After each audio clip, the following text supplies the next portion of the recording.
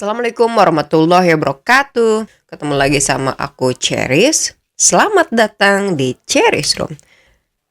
Ayo kita lanjut baca buku Filosofi Teras, Filsafat Yunani Romawi Kuno untuk mental tangguh masa kini.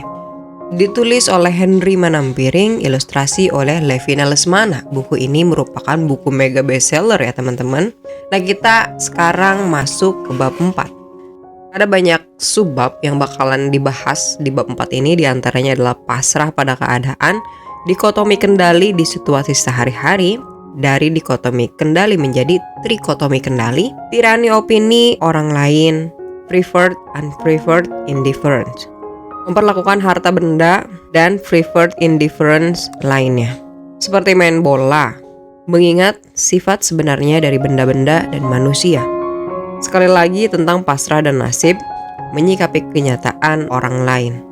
Intisari bab 4. Nah ada banyak banget ini subbab yang bakalan kita baca di bab 4 ini. Jadi bab 4 ini aku bakalan bagi jadi 3 part ya teman-teman. Sekarang bab 4 part 1. Dikotomi kendali. Kita kalah tender. Kira-kira begitu bunyi surel atau email yang masuk ke kotak masuk atau inbox saya. Sebuah tender proyek yang proposalnya sudah dikerjakan selama berhari-hari oleh perusahaan tempat saya bekerja, bahkan sampai masuk kantor hari Sabtu dan Minggu. Akhirnya berujung dengan kekalahan. Calon klien akhirnya menyerahkan bisnisnya ke pihak lain. Tentunya saat pertama kali membaca surel itu, saya merasa lumayan kecewa. Siapa sih yang tidak ingin memenangkan tender? Kekecewaan ini kemudian berlanjut menjadi pikiran-pikiran yang mengganggu. Di mana salah kami ya? Apakah eksekusi idenya kurang baik? Apakah ada tutur kata yang salah saat presentasi? Dan seterusnya. Pada akhirnya, saya harus menegur diri saya sendiri untuk berhenti. Kami tentunya harus mengevaluasi diri, tapi tidak perlu sampai menyesali secara berlebihan. Keputusan calon klien tidak ada dalam kendali kami. Kami memang bisa berusaha sebaik-baiknya dalam menyiapkan proposal, tetapi keputusan akhir sepenuhnya sudah di luar kekuasaan kami. Mengingat kembali hal ini membantu membuat saya merasa sedikit lebih tenang. Masih ada hari esok yang masih harus diperjuangkan. Some things are up to us, some things are not up to us. Epictetus and Ciridion. Ada hal-hal yang berada di bawah kendali kita. Ada hal-hal yang tidak berada di bawah kendali, tidak tergantung pada kita. Prinsip ini disebut dikotomi kendali, dikotomi of control. Bisa dibilang semua filsuf Stoa sepakat pada prinsip fundamental ini, bahwa ada hal-hal di dalam hidup yang bisa kita kendalikan dan ada yang tidak. Hal-hal apa saja yang masuk ke dalam kedua definisi ini menurut Stoicisme? Tidak di bawah kendali kita. Tindakan orang lain, opini orang lain, reputasi atau popularitas kita, kesehatan kita, kekayaan kita, kondisi saat kita lahir, seperti jenis kelamin, orang tua, saudara-saudari, etnis atau suku, kebangsaan, warna kulit, dan lain-lain. Cuaca, gempa bumi, wabah penyakit, dan peristiwa alam lainnya. Ada banyak hal-hal yang belum ada di masa para filsuf Stoa hidup, tetapi dapat kita kategorikan di sini seperti harga saham, indeks pasar modal, razia sepeda motor, dan nilai tukar rupiah dan lain-lain. Di bawah kendali kita. Pertimbangan atau judgement, opini atau persepsi kita. Keinginan kita, tujuan kita, segala sesuatu yang merupakan pikiran dan tindakan kita sendiri. Lebih lanjut, Epictetus menjelaskan bahwa buku Enchiridion, hal-hal yang ada di bawah kendali kita bersifat merdeka, tidak terikat, tidak terhambat, tetapi hal-hal yang tidak di bawah kendali kita bersifat lemah, bagai budak terikat dan milik orang lain. Karenanya ingatlah, jika kamu salah mengira hal-hal yang bagaikan budak sebagai bebas, dan hal-hal yang merupakan milik orang lain sebagai milikku sendiri, maka kamu akan meratap, dan kamu akan selalu menyalahkan para dewa dan manusia.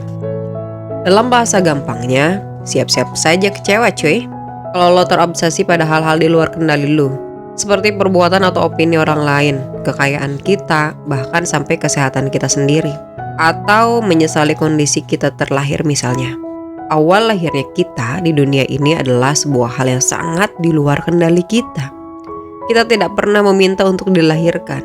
Ini adalah konsekuensi perbuatan orang tua kita di sebuah malam yang dingin dan romantis. Saat hujan turun baru usai dan bulan purnama. Dan kita sama sekali tidak memiliki hak suara untuk menentukan jenis kelamin kita, warna kulit kita. Walaupun nanti sudah dewasa boleh dicoba diganti. Jenis rambut kita, lurus keriting jingkrak. Kesehatan kita, memiliki anggota tubuh yang lengkap atau dengan disabilitas. Sampai etnis, suku, atau kewarganegaraan kita saat lahir. Banyak orang sampai usia dewasanya masih menyesali kondisi dia terlahir. Pikiran-pikiran seperti ini, mengapa saya terlahir menjadi orang Sunda padahal seharusnya saya orang Viking? Mengapa saya terlahir di tahun 1990-an padahal saya maunya lahir di zaman Star Trek? Mengapa saya punya rambut keriting? Mengapa saya pendek? Dan lain-lain. Penyesalan seperti ini adalah kesia-siaan karena menyesali hal yang ada di luar kendali kita. Stoicisme mengajarkan bahwa kebahagiaan sejati hanya bisa datang dari hal-hal yang ada di bawah kendali kita. Dengan kata lain, kebahagiaan sejati hanya bisa datang dari dalam. Sebaliknya, kita tidak bisa menggantungkan kebahagiaan dan kedamaian sejati kepada hal-hal yang tidak bisa kita kendalikan. Menggantungkan kebahagiaan pada hal-hal yang tidak bisa kita kendalikan, seperti perlakuan orang lain, opini orang lain, status dan popularitas yang ditentukan orang lain. Kekayaan dan lainnya adalah tidak rasional. Menggantungkan kebahagiaan pada hal-hal yang di luar kendali itu tidak rasional. Karena bagaimana kita bisa benar-benar bahagia jika pencapaian akan hal-hal tersebut tidak sepenuhnya berada di tangan kita. Hal-hal itu tidak merdeka, bagaikan budak dan merupakan milik atau ditentukan orang lain. Jika kita hanya bisa merasa bahagia dengan hal-hal yang di luar kendali kita, ini sama saja dengan menyerahkan kebahagiaan dan kedamaian hidup kita ke pihak orang lain. Sampai di sini, mungkin ada dari kamu yang berpikir, tidakkah kenyataan datang dari kerja keras dan ide-ide startup brilian kita? Tidakkah ketenaran bisa dibangun dengan jerih payah kita? Seperti misalnya menggunakan ratusan swap foto atau selfie di video media sosial. Apalagi soal kesehatan. Masa sih ini di luar kendali kita? Sejak kecil kita diajarkan untuk memelihara kesehatan dengan mengkonsumsi makanan sehat dan berolahraga. Seharusnya kekayaan dan ketenaran, apalagi kesehatan, termasuk dalam hal-hal yang bisa kita kendalikan dong. Disinilah pentingnya memahami bahwa kendali bukan hanya soal kemampuan kita memperoleh, tetapi juga mempertahankan. Kenyataannya, kekayaan, ketenaran, dan kesehatan memang bisa diusahakan untuk dimiliki. Tapi apakah kita yakin bisa sepenuhnya mempertahankannya? Atau sesungguhnya semua itu adalah hal-hal yang sangat rapuh, ringkih, dan mudah lenyap bagai asap rokok di sedut murni udara. Kekayaan bisa lenyap dalam sekejap. Rumah, mobil, atau tas mewah kita bisa terbakar, tabrakan, atau dicuri. Bisnis kita bisa bangkrut atau disita pemerintah. Bencana alam bisa melenyapkan properti kita dalam sekejap. Pasar saham dan investasi kita bisa merosot mendadak. Dapat salam dari koreksi batu akik dan investasi bodong. Kita berpikir orang tua kita tajir melintir. Sampai tiba-tiba suatu hari rumah kita kedatangan tamu dengan rompi oranye KPK. Sesungguhnya, kekayaan bisa dibangun, tetapi mempertahankannya lah tidak semudah itu. Filosofi teras dimulai oleh seorang pedagang kaya yang kehilangan kekayaan dalam sekejap di kapal karam. Zeno tahu betul bahwa harta miliknya adalah tidak tergantung padanya. Ketenaran. Yakinkah kita bisa sepenuhnya mempertahankan ketenaran? Popularitas yang dibangun bertahun-tahun dengan susah payah bisa lenyap dalam sekejap hanya karena salah omong atau salah mengunggah di media sosial. Sekedar mendukung calon kepala daerah yang salah atau foto enak-enak dengan mantan tiba-tiba tersebar. Sesungguhnya, ketenaran dan reputasi kita sangatlah rapuh. Dengan demikian artinya, ketenaran di luar kendali kita sepenuhnya. Persahabatan. Karena persahabatan melibatkan orang lain, sudah jelas hal ini di luar kendali kita. Walaupun kita sudah melakukan segala upaya untuk mempertahankannya. Kita bisa bersikap jujur, menghormati, menghargai, dan berusaha menyenangkan teman. Tetapi tetap saja persahabatan bisa menjadi dingin dan mati karena satu dan lain hal. misalnya sama-sama naksir orang yang sama. Lalu kesehatan. Ini pasti bagian yang paling membingungkan, tetapi sangat mudah dijelaskan. Mengapa kesehatan tidak termasuk hal yang bisa kita kendalikan? Bayangkan skenario ini. Seseorang hidup sangat sehat, menjaga makanan, tidak merokok apalagi narkoba, tidak mabuk-mabukan, olahraga teratur, mencukur bulu ketiak setiap minggu, dan semua kebiasaan sehat lainnya. Namun suatu hari dia didiagnosis menderita kanker, yang menurut pengetahuan medis saat itu masih bisa dipengaruhi faktor keturunan atau genetik. Atau orang yang sama melakukan traveling ke belahan dunia lain dan terinfeksi dengan kuman setempat. Atau orang yang sama sedang lari pagi dan tiba-tiba ditabrak secara tidak sengaja oleh anak pemuda yang baru pulang party dalam keadaan mabuk. Dan pada akhirnya orang tersebut menderita cacat seumur hidup. Sesungguhnya, sama seperti kekayaan, kesehatan sewaktu-waktu bisa direnggut oleh nasib. Jadi, menyangkut hal-hal di luar kendali kita seperti kekayaan, reputasi, dan kesehatan, bahkan sesudah memilikinya, kita akan selalu dihantui rasa was-was kehilangan hal-hal tersebut. Karena semua ini berada di luar kendali kita. Kemungkinan hal tersebut hilang benar-benar nyata. Kita bisa kehilangan karir, reputasi, status, pacar, maupun harta dalam sekejap. Maka tidak masuk akal untuk menggantungkan kebahagiaan pada hal-hal tersebut. Filsuf Stoa mengambil pendekatan yang sangat logis. Ngapain lo bahagia untuk sesuatu yang sewaktu-waktu bisa hilang? Siapapun yang mengingini atau menghindari hal-hal yang ada di luar kendalinya tidak pernah akan benar-benar merdeka dan bisa setia pada dirinya sendiri. Tetapi akan terus terombang-ambing, terseret oleh hal-hal tersebut, ujar Epictetus dalam Discourses. Menarik di sini bahwa Epictetus menggunakan kata mengingini dan menghindari bersamaan. Kita juga bisa terobsesi menghindari hal-hal buruk dalam hidup kita seperti kemiskinan, kesusahan hidup, kejahatan, kematian, dan lain-lain. Akan tetapi, sama dengan keinginan, menghindari hal-hal di luar kendali kita adalah kesia-siaan.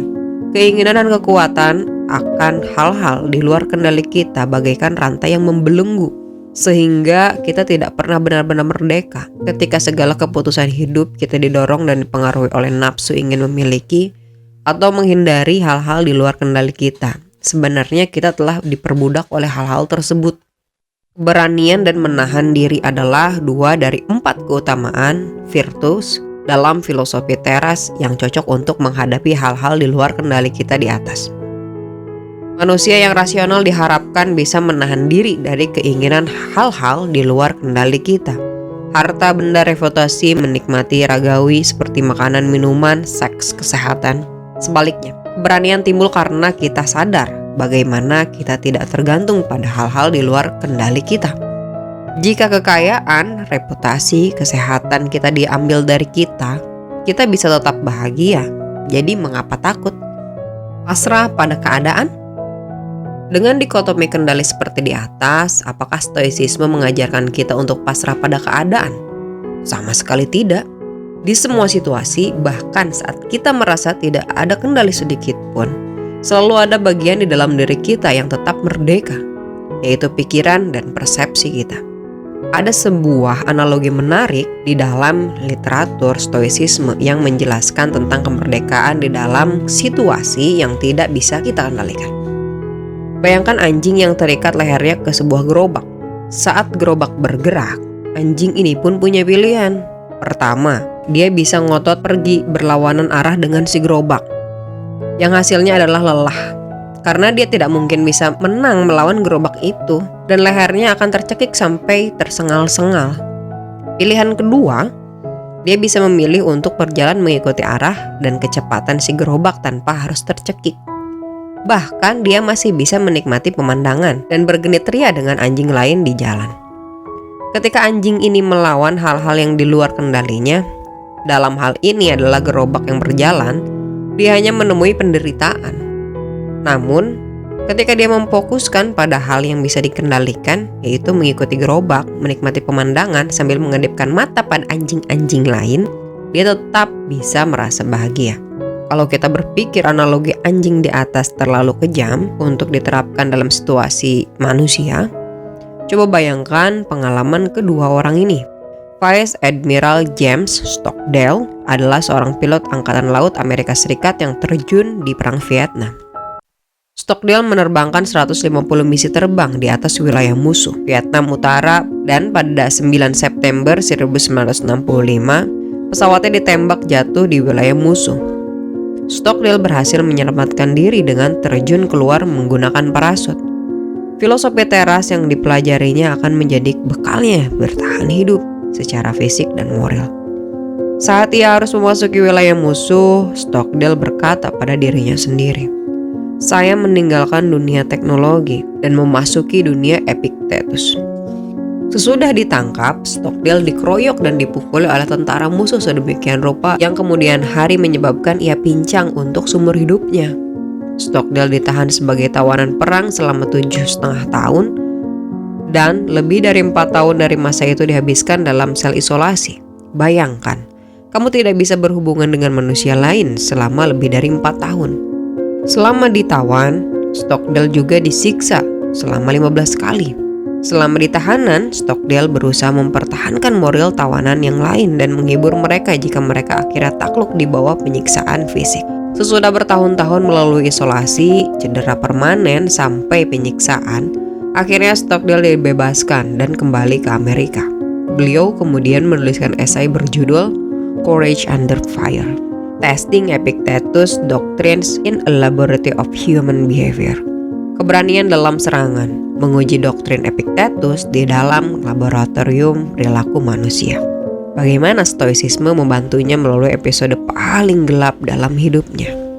Jika kamu mengalami situasi di mana ayah, ibu, saudara laki-laki, dan istrimu yang sedang hamil harus mati di kompleks tahanan, ghetto, dan kamp konsentrasi di waktu yang berdekatan, apakah kamu bisa tetap waras dan tegar?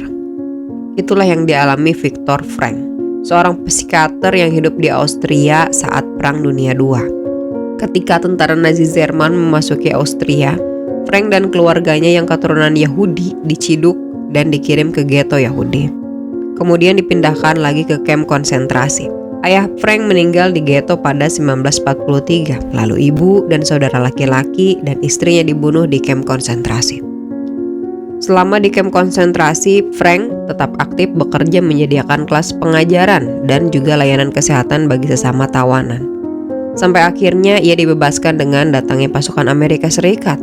Seusai Perang Dunia II, Frank kembali ke Vietnam dan menulis buku mengenai pengalamannya di kamp konsentrasi. Bukunya yang berjudul Man's Search for Meaning, Pencarian Manusia Akan Makna, menjadi salah satu buku psikologi paling populer sepanjang masa dan menjadi basis untuk terapi psikologi Frank yang disebut logoterapi. Dari pengalamannya, Frank menyimpulkan bahwa di dalam situasi yang paling menyakitkan, yang tidak manusiawi, hidup masih bisa memiliki makna, dan karenanya penderitaan pun dapat bermakna. Kita tak bisa memilih situasi hidup setiap saat, tetapi kita selalu bisa menentukan sikap atau attitude kita atas situasi yang sedang dialami. Kisah kedua tokoh di atas cukup memberikan jawaban apakah filosofi teras artinya identik dengan pasrah pada keadaan. Baik Stockdale maupun Frank berada di situasi yang tidak bisa dikendalikannya. Ditahan oleh musuh perang tetapi dalam kondisi yang terkesan dibatasi, ternyata mereka masih memiliki kebebasan untuk memberikan respon. Baik respon di dalam diri, di dalam pikiran, menolak untuk menyerah dan putus asa, sampai respon eksternal, tetap memilih aktif membantu sesama di dalam situasi nestapa. Seperti dikatakan Epictetus dalam Discourses. Misalkan saya harus mati. Haruskah saya mati sambil menjerit-jerit atau menangis? Atau tangan dan kaki saya harus dirantai? Haruskah saya melakukannya sambil mengeluh dan menggerutu? Saya harus dibuang. Adakah yang bisa menghentikan saya untuk menjalaninya dengan senyuman dan tetap tenang? Tidak ada kemerdekaan yang benar-benar hilang. Bahkan di situasi di mana seolah kebebasan kita sudah direnggut sama sekali, atau situasi yang tampak sudah sangat gelap sekalipun. Dikotomi kendali di situasi sehari-hari. Dalam kisah Admiral Stockdale dan Viktor Frankl di atas, jelas sekali penerapan dari memisahkan hal-hal yang bisa dikendalikan dan tidak. Fokus pada hal-hal yang bisa dikendalikan ternyata membantu kita melalui masa hidup tersulit sekalipun. karena sikap dan persepsi kita ada sepenuhnya di bawah kendali kita. Saya rasa sebagian besar pembaca buku ini mungkin tidak akan pernah harus menghadapi resiko ditawan musuh di dalam peperangan. Namun, jika filosofi teras bisa membantu Admiral Stockdale dan Frank dalam menjalani situasi terberat hidup mereka, tentunya filosofi teras ini bisa membantu kita dalam menghadapi tantangan hidup yang mungkin tidak seberat dan sekeras kedua orang tersebut. Mari kita ambil situasi umum di antara para pembaca muda, yaitu first date atau kencan pertama. Situasi yang bisa menyebabkan kecemasan bagi kedua belah pihak. Filosofi teras bahkan bisa diterapkan di sini. Rasanya, hampir sebagian besar dari kita pasti merasa deg-degan saat akan ngedate pertama. Apalagi jika orang yang diajak kencan sudah lama kita idam-idamkan. Ketakutan paling besar adalah, apakah kencan gue akan sukses? Apakah dia bakalan tertarik sama gue? Apakah orang tuanya bakalan melepas anjing Doberman saat gue memencet bel rumahnya? Dan lain-lain. Dengan dikotomi kendali, kita bisa memisahkan kencan pertama ini menjadi beberapa bagian. Misalnya dari perspektif si cowok. Perasaan si cewek tersebut, ini sudah jelas di luar kendali kita. Para filsuf Stoa akan berkata kepada kita, gak usah dipusingin. Lo gak bisa memaksa perasaan dan opini si cewek. Berhenti mikirin hal-hal di luar kendali lu. Kalau begitu, apa yang masih bisa di bawah kendali kita? Banyak. Kita bisa memilih untuk tampil bersih, mandi sebelum ketemu, sikat gigi, memakai deodoran, jangan berbau seperti daging tetelan. Ingat, ada Doberman, wangi dengan parfum, tapi jangan berlebihan supaya wanginya tidak sama seperti toilet mall. Memakai baju yang rapi dan matching dari atasan sampai kaos kaki. Datang tepat waktu, sopan menyapa dia dan orang tuanya kalau ada, juga Doberman-nya. Mengajak makan di tempat yang menyenangkan dan selalu bersikap gentleman. Masih banyak hal lain di bawah kendali kita yang bisa dipikirkan. Saat kita sudah melakukan semua yang terbaik di dalam kendali kita, maka itu sudah cukup. Relax and enjoy the result.